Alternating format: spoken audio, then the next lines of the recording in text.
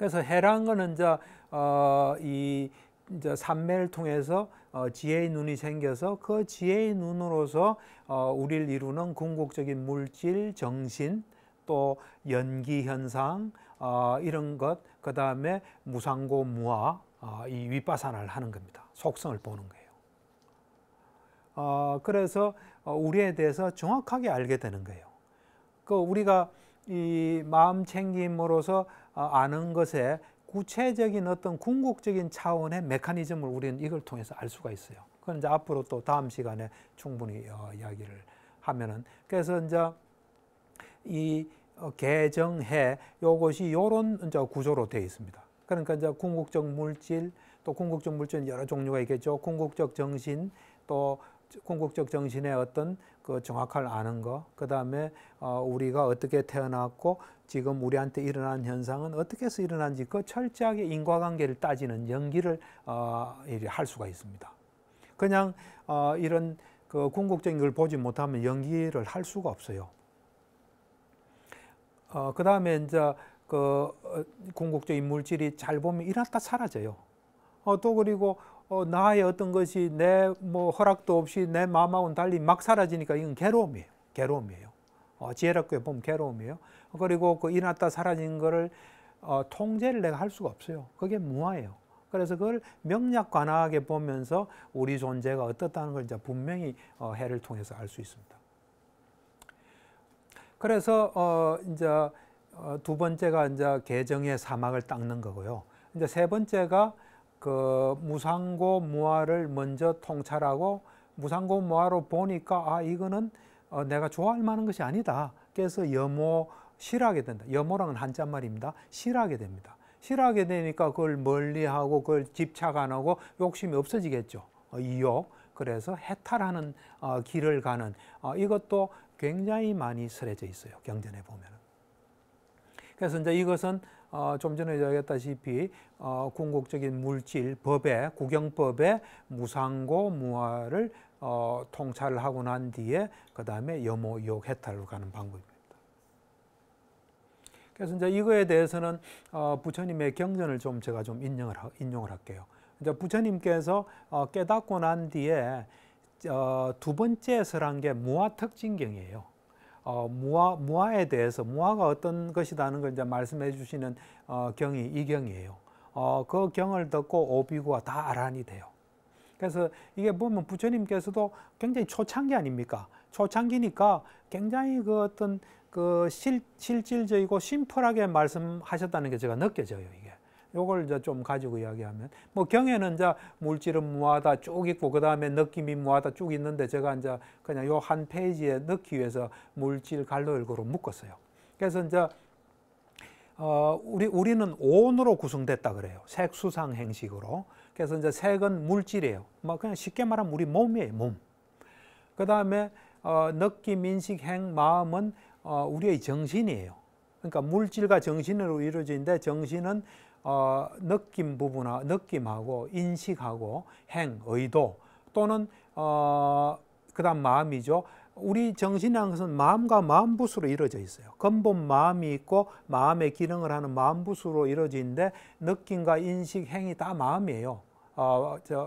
느낌, 인식, 행, 이게 다 마음부수예요. 그래서 행을 그냥 의도라고도 말하기도 하고, 그렇지 않고 포괄적으로 하면 느낌과 인식을 제외한 나머지 마음부수도 행이라고도 이야기를 해요. 두 가지로 보통 이야기해요. 그래서 이제 물질부터 이야기하면, 이제 쉽게 말하면 몸은 무하다, 내게 아니라는 거예요. 내 마음대로 할 수 있는 게 아니라는 거예요. 그냥 오늘날 우리가 하는 말로 하면, 부처님의 의도대로 이야기한다면, 몸은 내게 아니다, 내 마음대로 할 수 있는 게 아니다. 만약에 몸이 내 거라면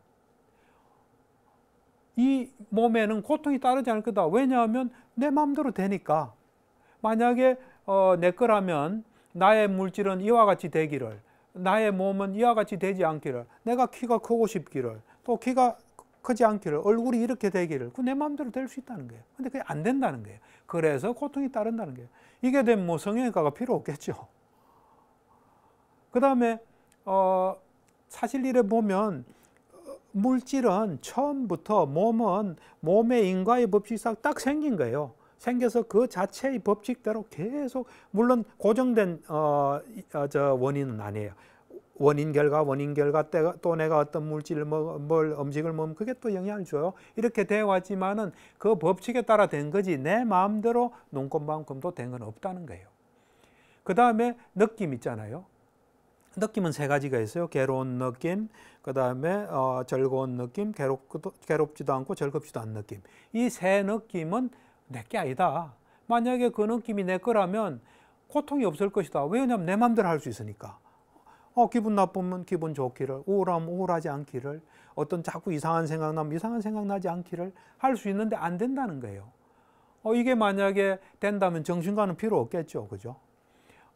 그렇다는 거예요. 그 다음 인식, 내가 누구를 보면 내가 전에 한번 본 사람 딱 보면 그냥 알아요. 근데 내 마음대로 된다면 딱 보고도 모르는 거로 할 수 있어야 되는 거예요. 근데 그게 절대로 안 돼요. 그 조건에 따라 되기 때문에. 그래서 안 된다. 그 다음 행, 의도도 마찬가지예요. 그 다음에 마음도 마찬가지예요. 그렇게 되지 않는다. 이렇게 이제 쭉 이야기를 해요. 그러니까 이제 오비구가 충분히 이제 이해를 한 거예요. 이해를 하니까 그 다음에 이제 이래 물어봐요. 비구들이여 이를 어떻게 생각하는가?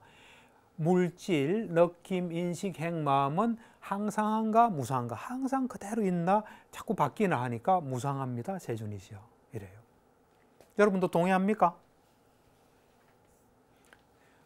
그러면 무상한 것은, 변하는 것은 괴로움인가 즐거움인가? 이제 그래 이야기해요. 그러니까 이제 괴로움입니다. 변하는 건 이제 여기서는 조금 이제 그 오비구의 상황에서 이해를 하셔야 돼요.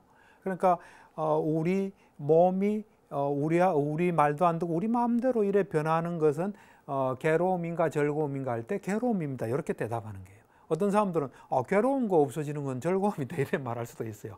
이 부분은 조금 이제 요 부처님과 오비구 사이에 또 본질적인 시각에서 이야기를 해야 돼요. 그래서 괴로움입니다. 세존시요. 그러니까 그러면 무상하고 괴로움이고 변하기 마련인 것을 두고 이것은 내 것이다. 이것은 나다. 이것은 나의 본질, 나의 자아다라고 관찰하는 것이 타당하겠나? 그러니까 그렇지 않습니다. 세존이시요. 그래요. 그러니까 이제 부처님께서 확실히 말씀하세요. 이 오온이라는 건 이제 항상 11가지예요. 11가지예요. 그러니까 우리 색, 물질, 몸도 물질도 11가지, 수, 상, 행, 식도 11가지예요. 언제나 11가지는 뭐냐면 과거, 현재, 미래예요. 어떤 과거, 현재, 미래의 물질도 이런 것에 무상고 그걸 벗어나지 않는 거예요. 지금은 이지만 미래에 뭐는 바뀔 거다. 그건 아니에요. 그래서 과거, 현재, 미래의 색수상 행시, 또 안과 박, 안이란 건 이제 나예요. 나. 박은 다른 존재 그거예요. 안과 박. 그 다음에 거칠고 미세하고, 저열하고 수성하고, 또 요 가까이 있고 멀리 있는 요 11가지의 어떤 물질이나 느낌이나 인식이나 행위나 마음을 그걸 이제 올바르게 봐야 된다는 거예요. 어떤 존재할 수 있는 모든 색수상 행식은 다 내 것이 아니요. 이것은 내가 아니며 이것은 나의 본질, 나의 자아가 아니다라고 있는 그대로 바른 통찰지로 보아야 한다. 이렇게 말씀하신 거예요. 그러니까 이 부처님의 말씀은 철두철미해요. 다른 거하고 달리 굉장히 세밀해요. 세밀하고 그 어떤 조금의 어떤 잘못된 오해가 끼어들지 않는 명확해요. 그래서 여러분들이 이건 부처님 말씀이라는데 뭔가 좀 명확하지 않다면 그 부처님 말씀으로 생각 안 하시면 돼요. 부처님은 지혜가 굉장히 엄청나신 분이에요. 그래서 뭘 말하면 오해의 소지가 하나도 없다고 보시면 돼요. 그래서 이와 같이 잘 배운 성스러운 비구는 물질, 또 느낌, 인식, 행, 마음에 대해서 염호한다. 이거는 내가 애착할 대상이 아니다. 이거는 참 싫다. 내가 지긋지긋하다. 내 이거 눈 달고 다니는 거, 귀 있다는 거, 이거 너무 피곤하다. 내 지금 이런 몸이 있다는 거, 이런 느낌을 느껴야 된다는 것, 또 어떤 보면 탁 알아차리는 인식이 있다는 것, 내 얻어내는 것, 내 마음, 어떤 마음이든지 이거는 진절머리 나는 거고 이건 정말 벗어나야 되는 무슨 감옥과 같은 거다. 이래 생각하면서 염호한다는 거예요. 그러면서 이제 염호를 하니까 그에 대해서 이제 뭐 집착이나 어떤 그 욕심 뭐 이런 게 없어지겠죠, 그죠? 그래서 이제 탐욕이 없어지는 거예요, 탐욕이. 탐욕이 완전히 없어지니까 이제 해탈하는 거예요. 그래서 해탈하고 나면 해탈했다는 지혜가 자연히 생긴다. 그래서 어떤 지혜가 딱 생기냐면, 아, 이제 나는 이제 태어나면 다 했다. 이제 난 다시는 태어나지 않는다는 거예요. 왜냐하면 사실은 모든 괴로움은 태어났기 때문에 시작되는 거예요. 태어나지 않으면 괴로움이 없어요, 사실은. 그 우다나라는 그 초기 경전 이제 그걸 보면은 우다나가 이제 감흥어란 뜻이에요. 부처님께서 이제 어떤 감흥에 의해서 이래 말씀하신 걸 모은 경이 우다나예요. 초기 경전인데 그 소부니까 애들죠. 거기 보면 이제 참 재밌는 게 있어요. 그 당시에 이제 이 부처님 당시에 불교만 있은 건 아니거든요. 다른 종교도 있고 뭐 많은 그 있던 그 종교들이 있었어요. 그래서 이제 그 세력들이 이제 불교에 대해서 좀 뭐 그 폄하를 하고 뭐 여러 가지 안 좋은 말을 했겠죠. 그래서 이제 이 탁발을 나갔는데 탁발도 얻지 못하고 뭐 욕만 얻어먹고 돌아온 거예요.